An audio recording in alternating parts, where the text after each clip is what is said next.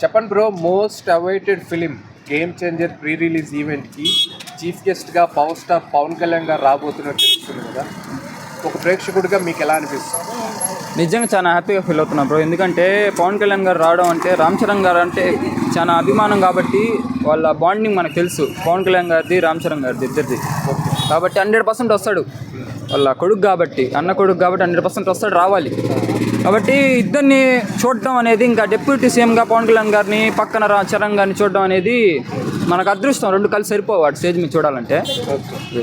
అంటే game changer film పైన మీకున్నటువంటి ఎక్స్పెక్టేషన్స్ ఎటువంటి? 100% అయితే 1500 కోట్లు 100% వస్తుంది బ్రో.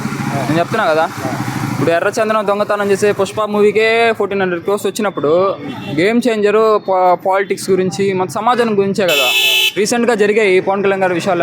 అలాంటివి కూడా ఉంటాయి. సాంగ్ ఇంకా చెప్పాలా, గేమ్ చేంజర్లో సాంగ్ మాటల్లో అయితే గూస్ బాంబ్స్ 100% సూపర్ అయితే.